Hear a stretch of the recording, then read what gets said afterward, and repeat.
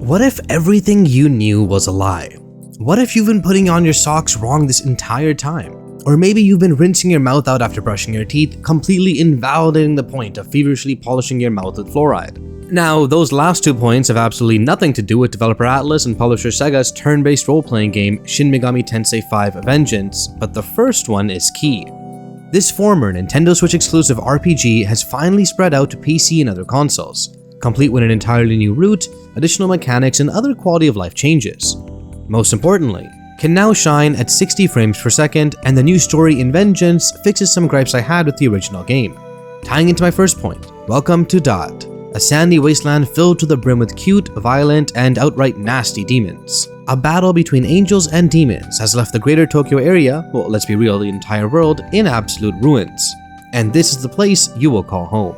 Find out what we thought in the XboxEra review of Shin Megami Tensei V Vengeance.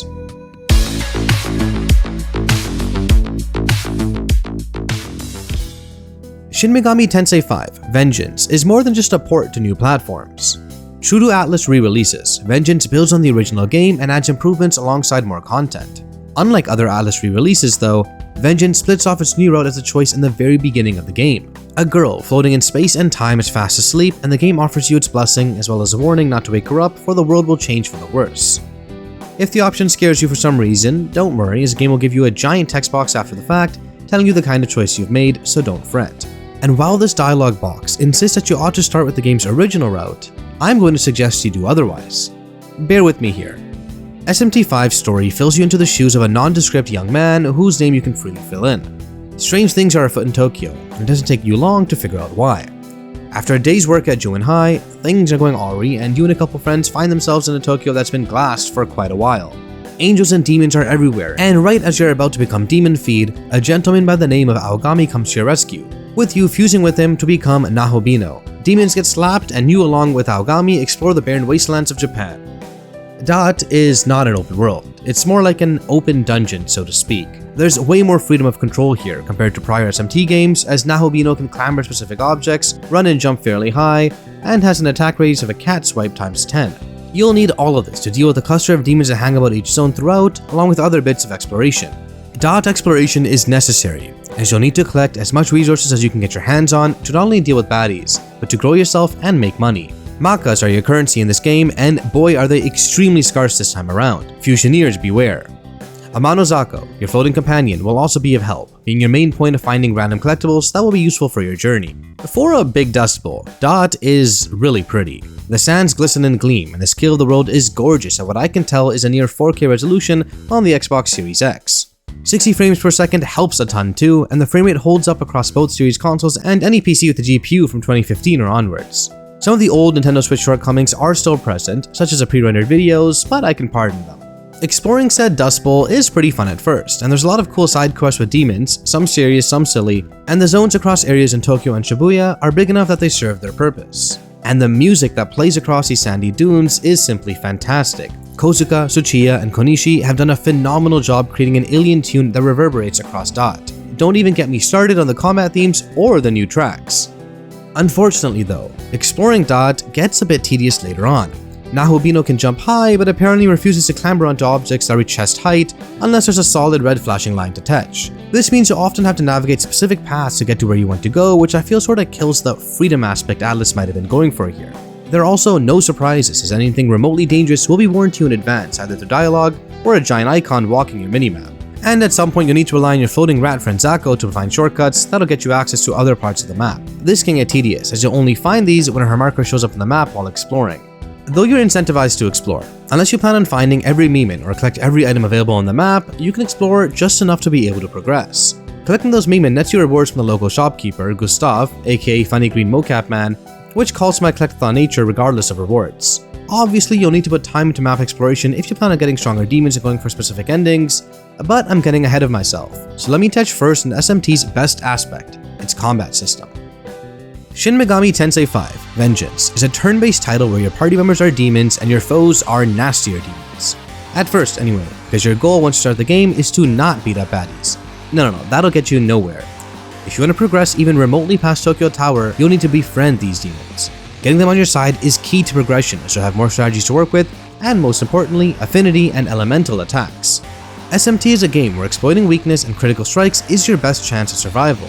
Each turn you're given a set of press turns depending on the number of party members you have and other factors give or take. When you deal a critical strike or damage a foe with an attack they're weak to, you gain an additional press turn up to a certain maximum. How you use these turns is extremely important, because though you might get high on spamming a strong skill, all it takes is one press turn and bad luck for your HP to zero out and it's game over. Enemies gain the same bonuses you do on weak and critical strikes, so expect to die a lot.